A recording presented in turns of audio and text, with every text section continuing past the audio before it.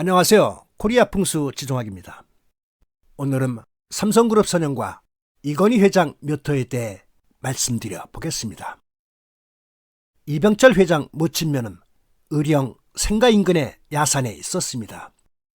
그러나 이곳에 묘를 쓰고 25년 되던 1966년 삼성과 이병철 회장은 사카린 밀수 사건에 연루되어 최대의 위기에 직면하게 됩니다. 당시 사건이 크게 문제가 되자 이병철 회장은 한국비료 주식의 51%를 국가에 헌납해야 했습니다. 그리고 이병철 회장은 이듬해인 1967년 장영득 풍수사 권유로 이곳 묘를 수원으로 옮기게 됩니다. 당시 장영득 풍수사는 이병철 회장과 가까운 사이였다고 합니다.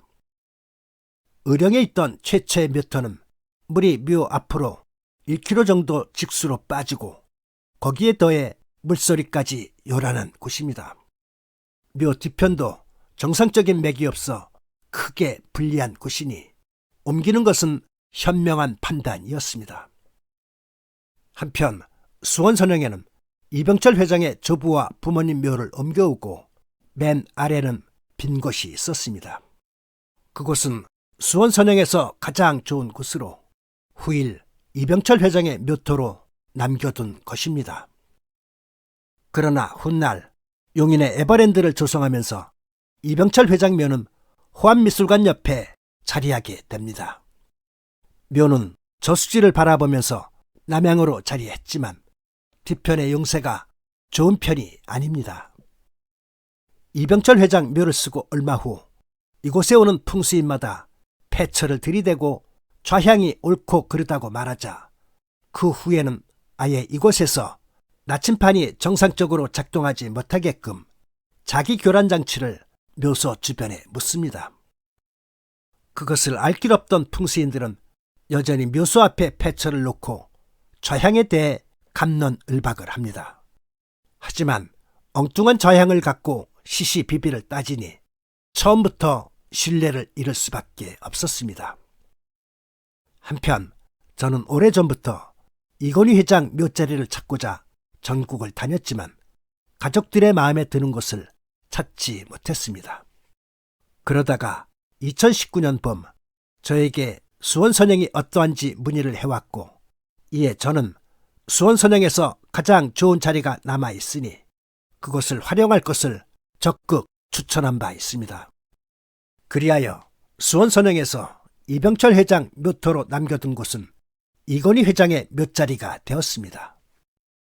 참고로 당시 삼성가는 어느 특정한 한 명의 풍수에게 전적으로 의뢰하지 않고 크로스 체크를 했습니다. 전국의 많은 풍수인들 중에서 3명을 엄선한 후 3명의 평가를 취합하여 최종 판단하는 방법입니다. 크로스 체크는 언뜻 봤을 때 합리적인 것 같지만 한편으론 모순도 적지 않습니다. 다수의 의견이 반드시 옳은 것은 아니기 때문입니다. 수원 선영의 풍수에 대해 소개해 보겠습니다. 1967년 소송한 이곳에는 이병철 회장을 기준하여 조부모, 부모, 작은어머니 묘가 있습니다. 작은어머니 묘 아래가 그림의 4번 지점입니다.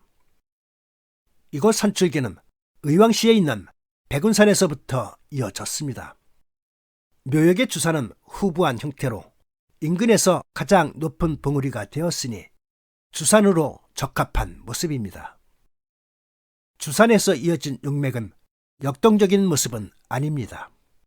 그러나 아래로 내려갈수록 점차 뚜렷한 용맥을 형성하고 있습니다.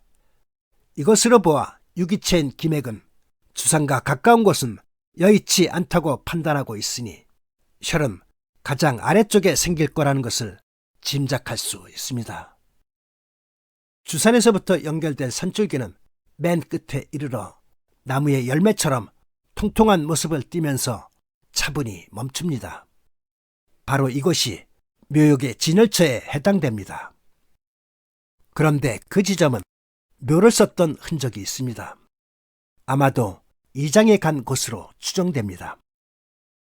묘를 썼던 곳이라 해서 꺼릴 것 없습니다. 용과 혈이 파괴되지 않았다면 전혀 문제되지 않습니다. 조선왕릉 중에도 남의 묘가 있던 것을 빼앗아 쓴 경우가 많습니다. 세조의 광릉, 세종의 영릉, 영조의 원릉, 고종의 홍릉 등은 모두 파묘토에 쓴 왕릉입니다. 참고로 장영두 풍수사는 파묘토 중에서도 황골 나온 것을 선호했습니다. 황골이 나온 것은 터가 좋은 곳이며 증명된 곳이라는 믿음이 있었기 때문입니다. 장영득 선생의 스타일로 보아 이곳에서도 황골이 출토되었을 것으로 짐작됩니다. 주변 선세를 보면 백호가 묘역을 크게 감싸고 있습니다. 즉, 청령보다 백호가 좋은 곳입니다. 대체로 풍수에서는 청령이 좋으면 아들이 귀하게 되고 백호가 좋으면 딸에게 유리하며 제복이 좋다고 합니다. 삼성가에서도 이곳 지형의 장단점을 잘 알고 있습니다.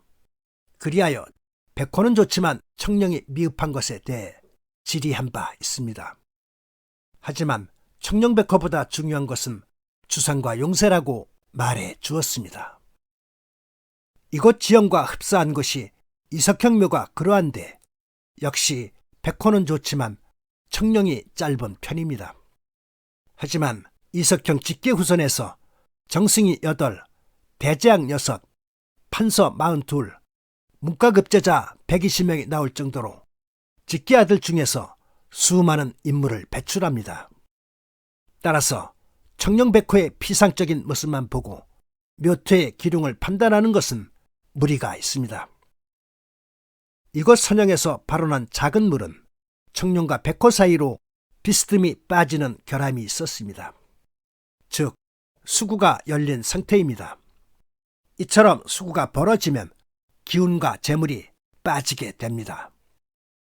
그러나 열린 수구에 4차선 도로가 생기면서 마치 제방처럼 물빠짐을 막아주었습니다. 따라서 인위적인 지형의 바뀜으로 인해 수구가 닫히면서 이전보다 훨씬 안정적인 상태가 되었습니다. 풍수에서 좋은 땅은 반드시 나무의 열매처럼 산줄기 끝에 맺히는 법입니다. 그런 까닭에 이곳 수원선영은 4번 지점이 유일한 혈처가 됩니다. 좁은 묘나 부모묘는 평균 이상은 되지만 올바른 진열은 아닙니다. 하지만 의령 중결이 묘토보다는 월등하게 나은 곳입니다. 1967년 장영두 풍수사가 그것을 모를 리 없는데 당시 이병철 회장의 묘토로 남겨두었던 겁니다. 그러나 오랜 세월이 흐르면서 이병철 회장은 에버랜드에 영면하게 되었고 그곳은 이건희 회장의 차지가 되었습니다. 물광유주라는 말이 있습니다. 모든 물건에는 주인이 따로 있다는 말입니다. 풍수에도 비슷한 말이 있는데 땅에는 각각 임자가 정해져 있다고 합니다. 제 아무리 권력이 있고 돈이 많아도 묘를 쓸 때 보면 전혀 의도치 않은 방향으로 가기도 합니다. 마무리하겠습니다. 결론적으로 이곳 선영은 용세가 차분하고 토색과 토질이 좋으며 남양의 양지발은 편안한 곳입니다. 특히 수구가 도로로 막힌 것은 천우신조입니다. 그로 인해 터의 가치가 크게 바뀌었습니다. 그래서 저는 이곳 선영의 평점을 10점 만점에 8포인트라 평가한 바 있습니다. 끝으로 삼성가의 안정적인 성장을 기원하면서 다음에는 의령 선영에 대해 소개해 보겠습니다. 감사합니다.